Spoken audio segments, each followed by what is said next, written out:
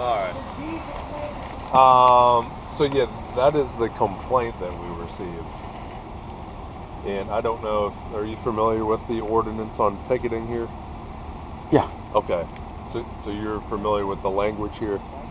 What's the exact language you want to tell me? The exact language is pickets may carry written or printed placards or signs not exceeding 36 inches.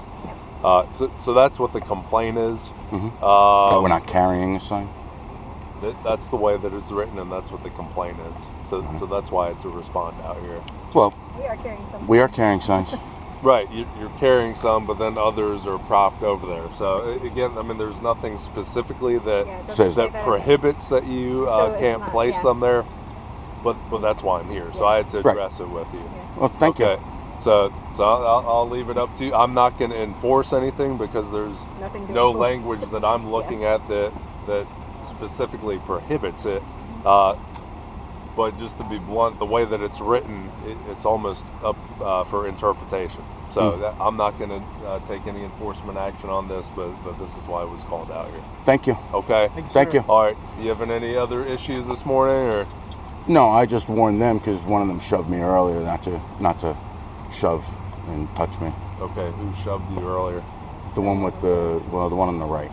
But I told her. I mean, I'm out here every day. I told her. I said, I'll call the police if you do it again. Okay. So. Yeah. Let us know if you need anything. I have a question for you. Sure. It kind of pertains, I guess, to the signs and them sitting around. Okay. Sometimes, when people are coming up, we'll try to offer them our materials and things like that. Right. But other times when we're not busy, I'll just set it on the curb or something like that. And I have with his Bible, with my Bible and stuff. Are they allowed to come over and intentionally step on my stuff and kick it and stuff? Is that? I mean, I think there's been some question before where some police have come out here and say that we have abandoned our material. Like you would say we've abandoned that right there. But it's obvious if we're within the general vicinity of it, we haven't abandoned. Here's my thing. I guarantee you, if they sat something on the curb and I went over and intentionally kicked and ground their stuff into the ground, she did it 3 times the other week, 3 times intentionally. If I did that to their stuff, I'd be arrested. I guarantee you. But they can do that and they can say, well, we've abandoned our stuff. Is that okay within the eyes of the law for someone to do that? I mean, it's one of the. It's really going to be case by case, and honestly, a lot of that is up for interpretation.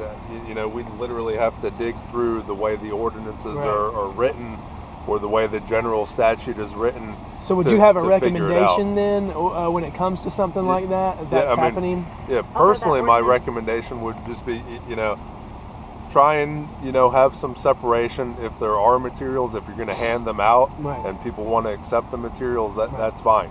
Just like at church, if you're handing out your whatever it is in the morning, your brochure, if somebody says, oh no thank you, you're not going to hand it to them. If they do willingly accept it, then you're going to hand it to them. I agree with that. What he's saying is because like he's over there preaching and he places his Bible on the ground and his booklets, and they come over and they kick him into the street. Yeah, I mean, or step on him and they literally, she booted my stuff all the way across the street. I mean, I had it sitting right there on the curb, and she intentionally, like she was kicking a field goal in the NFL or something. You know what I mean? I mean, I find a hard time believing, and I was standing within 5 feet of it, and I just put it down for 20 minutes or something like that while I was standing there preaching, and she intentionally just tries to destroy it. I mean, I can even show you the footprint on my Bible. Of not interfering with picketing, because that's like the next thing that you'll see on there is that there isn't to be interference. I mean, I know they don't agree with our message, but I just don't see how. I don't think I have the right to go and try to intentionally destroy their property. I don't see how they can have the right to intentionally try to destroy my property. Even though we have a disagreement, that's what the First Amendment is all about. That we can stand here and we can have a disagreement. We can speak what we believe to be true. They can speak what they want to believe true. But then at the end of the day, we can't attack one another in our personal property. Right. Yeah. So I mean, if you have a specific allegation, then we can handle that. And as far as sifting through all the different ordinances, well, I just don't want to waste your time if it's not going to change anything. If I let's say I get her on camera if she does it again, and I call the police, is that going to be a waste of time, or is that going to be something that will actually be fruitful and that there's something that can be done about that? I mean, basically, you're alleging that there was damage to property, correct? Well, yeah, there was. Okay. But I don't have it on camera, and so it's going to be he said, she said at the moment. That's what I'm saying. Yeah, and it's something, I mean, I can document, but yeah, for the future, if that's, if that's what the allegation is, that you've got property that was damaged, then that would be an appropriate investigation, a damage to property. Okay. If you feel you want to pursue that and you've got video evidence of it or something of that nature. Okay. As a recommendation, though, like I said, I don't know, where are the materials that you're talking about? Well, these kinds of materials, it's like this. We sit them down, So as a recommendation to, prevent that from happening, I could suggest, maybe get a backpack or something like that. Just carry it with you.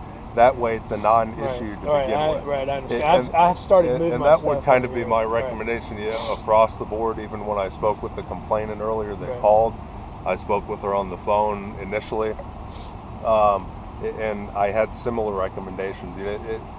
Obviously, you guys both have a different message. You're not on the same page.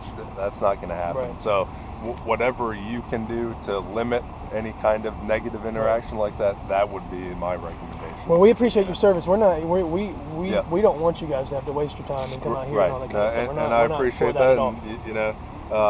And, as far as today, I don't come out that often because I'm not necessarily assigned to this area, but everybody's always been very reasonable and respectful with me whenever I've been out here. So basically, when we get a call, we just need to come out and note that it's been addressed. Sure. Okay. Well, we appreciate your time. So Thank that's you very where much. we are.